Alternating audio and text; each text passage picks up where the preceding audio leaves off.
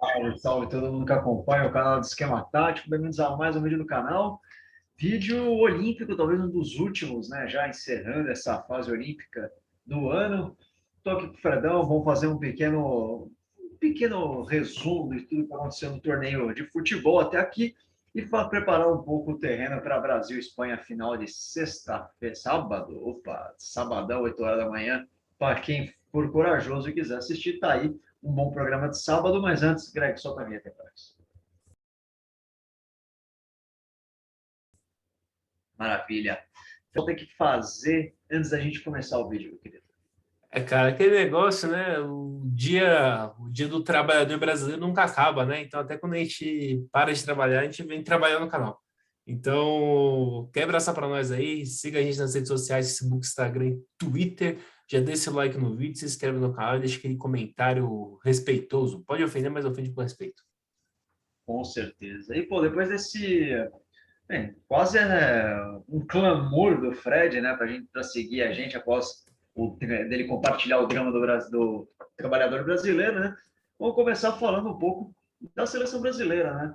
A seleção que importa, até porque a Espanha, já sabem, né?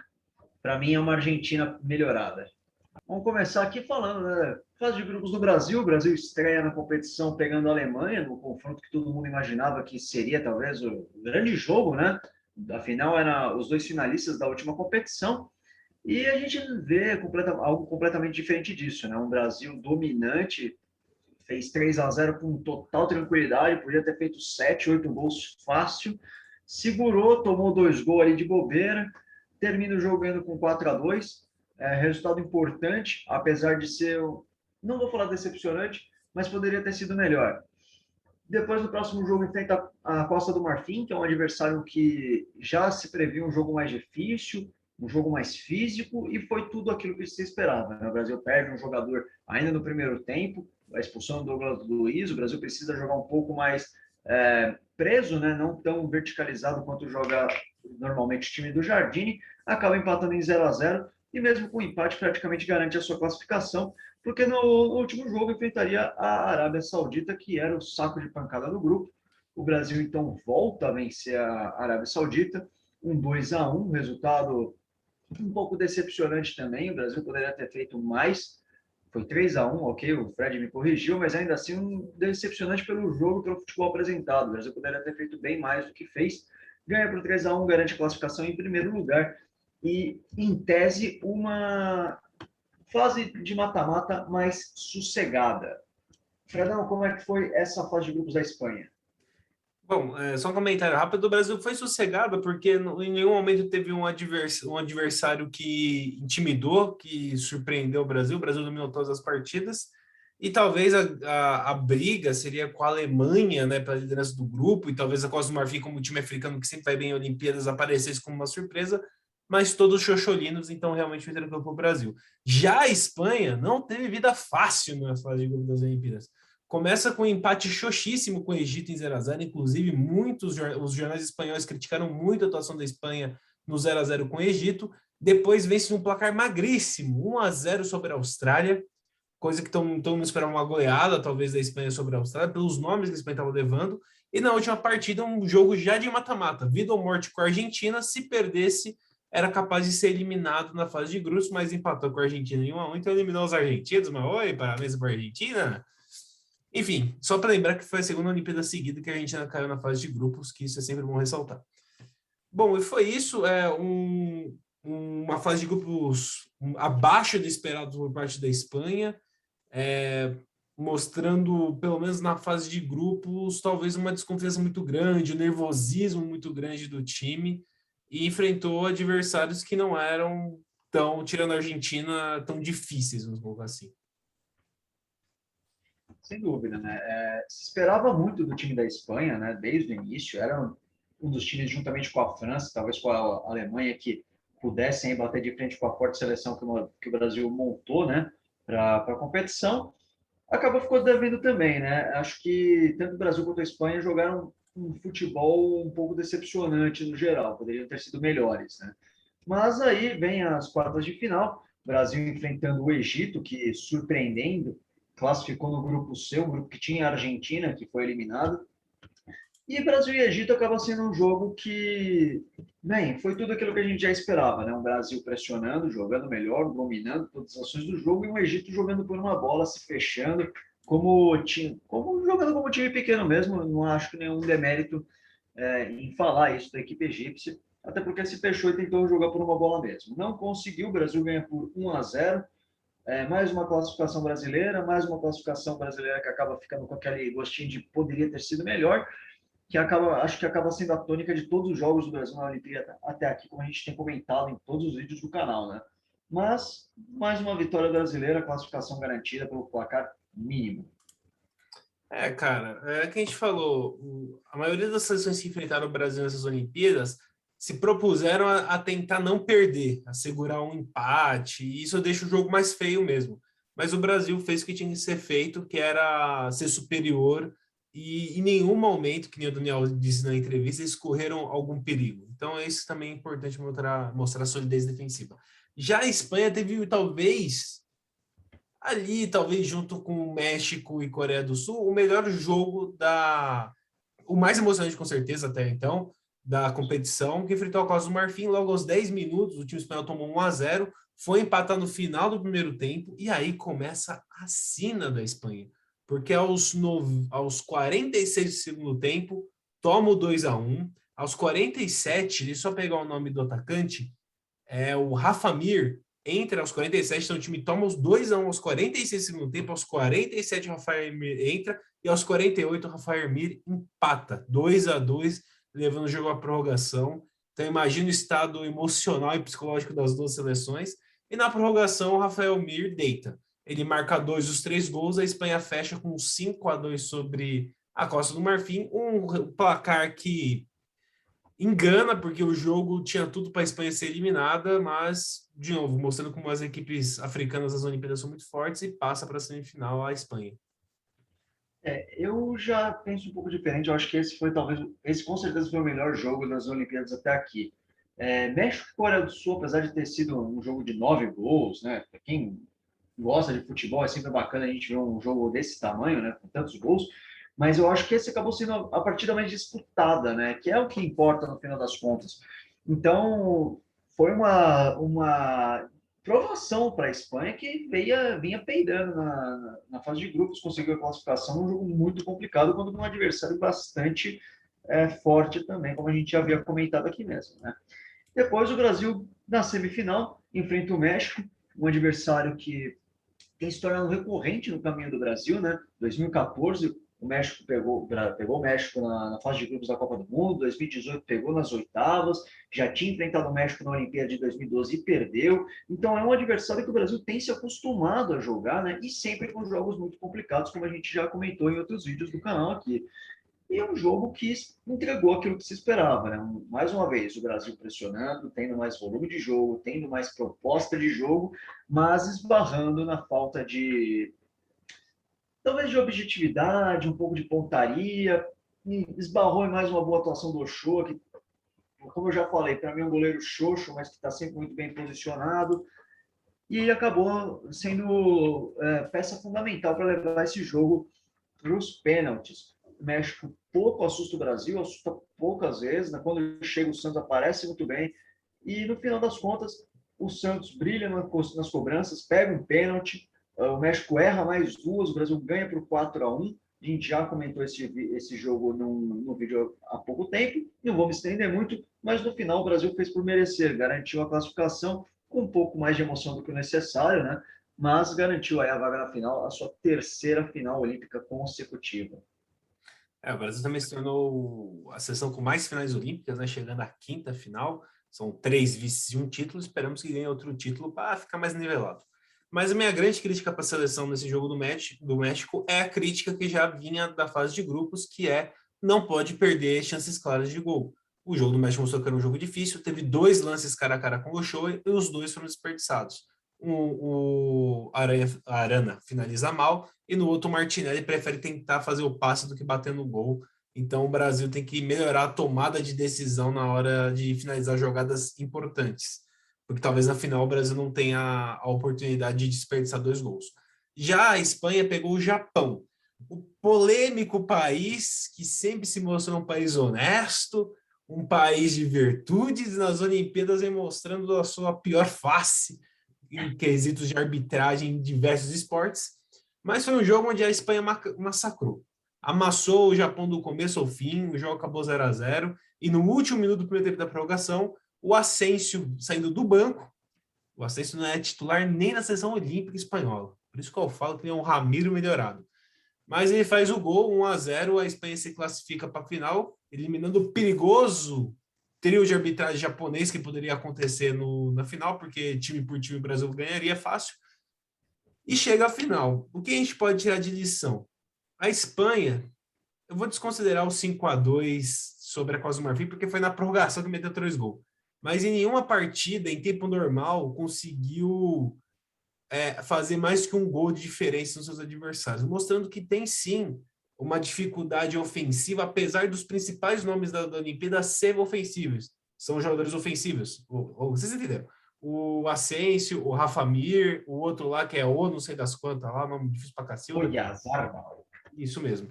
Então, apesar dos principais nomes estarem no ataque, a Espanha vem mostrando que também tem uma série de dificuldades, não na criação, mas na hora de finalizar as jogadas.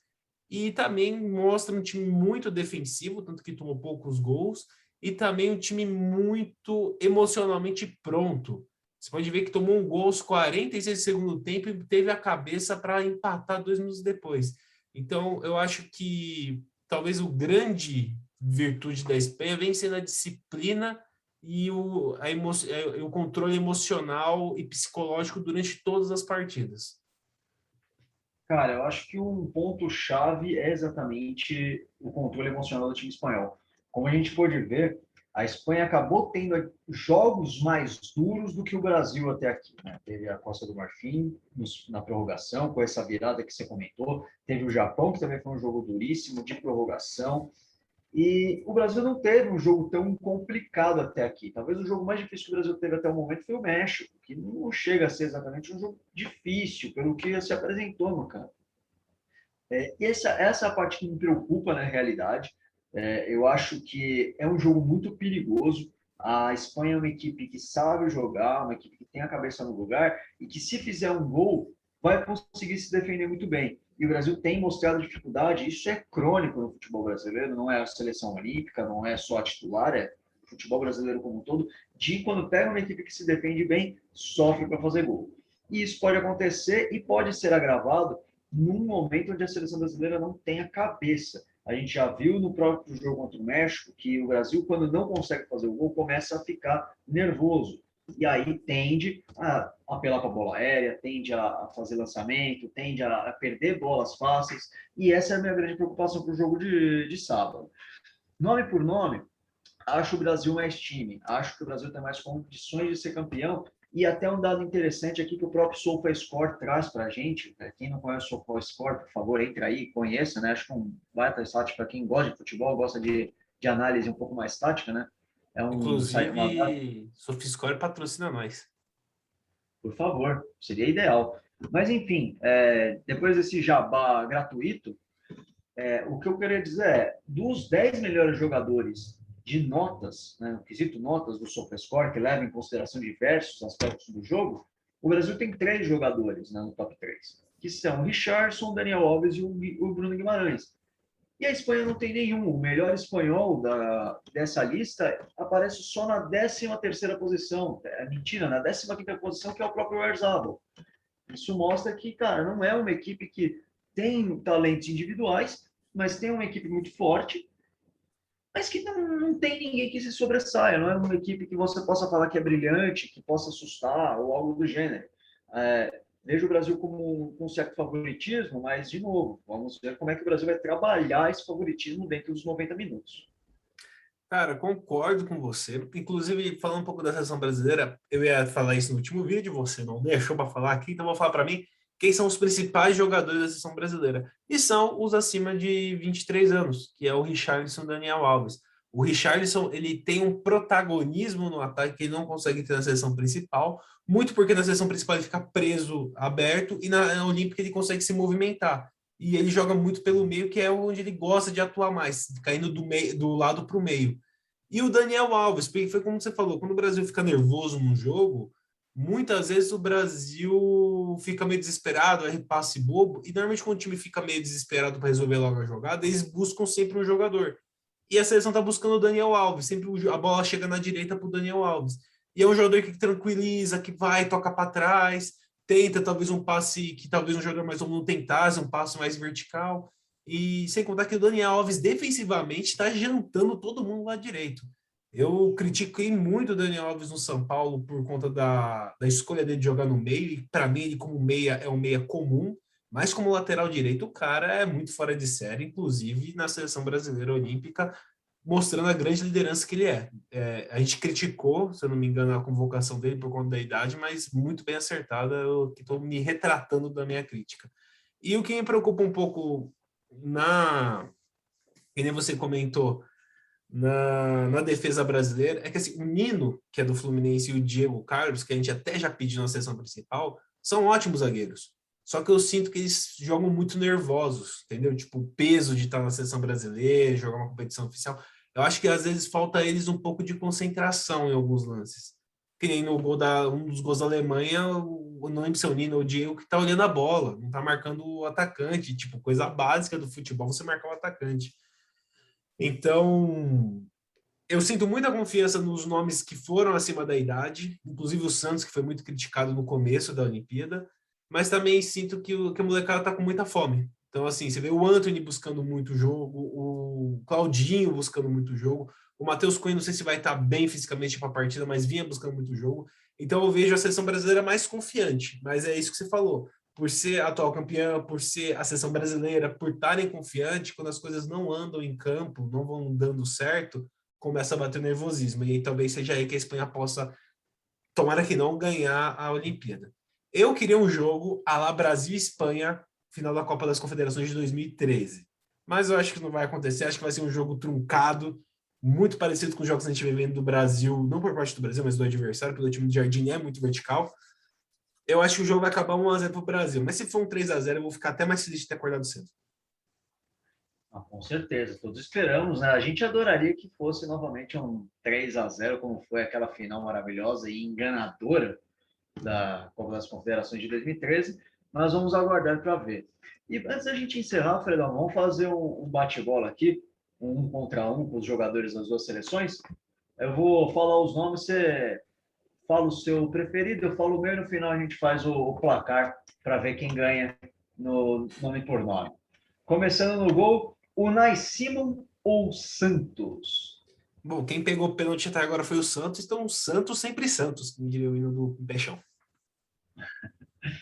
Arana ou Cucurella? O Arana. Eu também vou com Arana. Apesar do Cucurella ser um jogador interessante.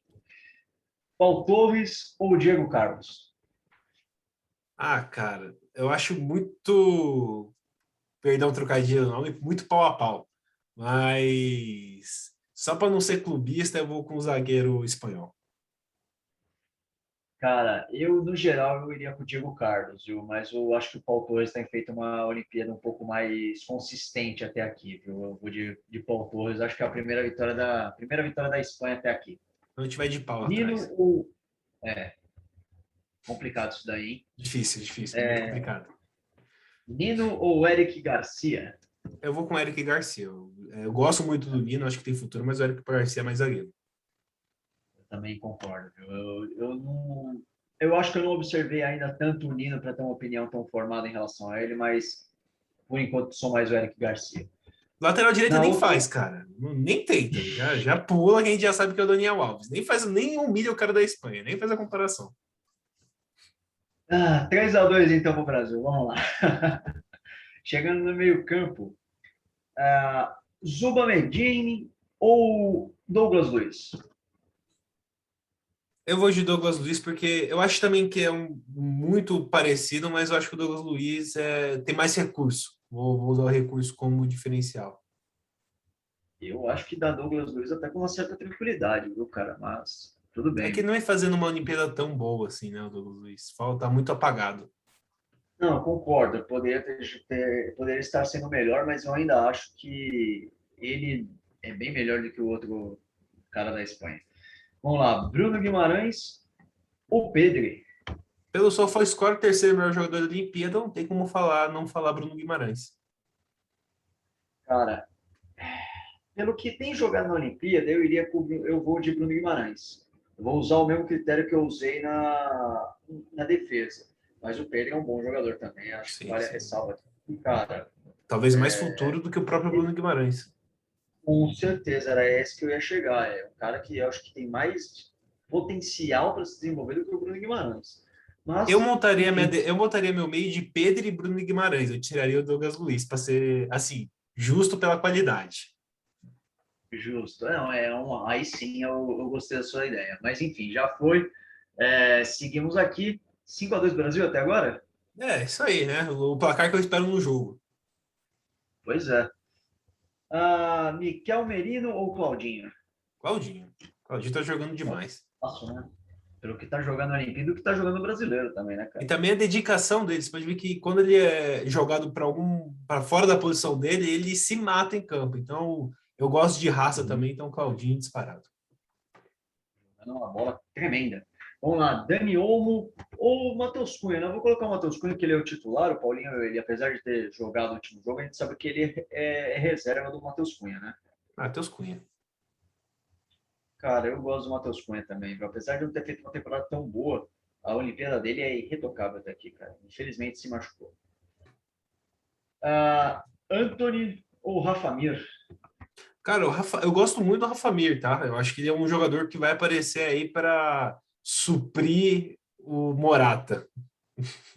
Mas eu vou de Anthony. Eu acho que o problema do Anthony é a finalização, mas em questão de drible e passe, o Anthony é muito melhor que ele. Não, o Anthony ele é bem mais jogador, cara. Eu acredito também nisso. O único problema do Anthony é como você falou, né? Ele é meio cosplay de Vinícius Júnior, né?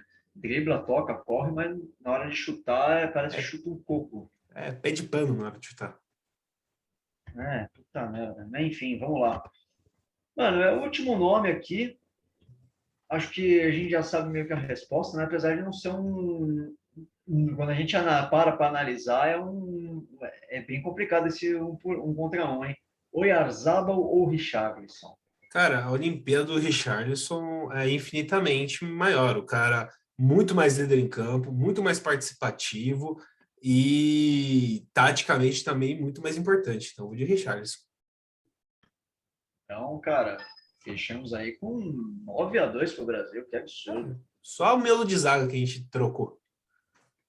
Pois é, né? E assim, né? É bom ressaltar que a Espanha acabou sendo bastante prejudicada pelos cruzamentos aqui, né? Porque entre Pedro e Douglas Luiz, eu acho que é difícil que a gente não fosse escolher o Pedro.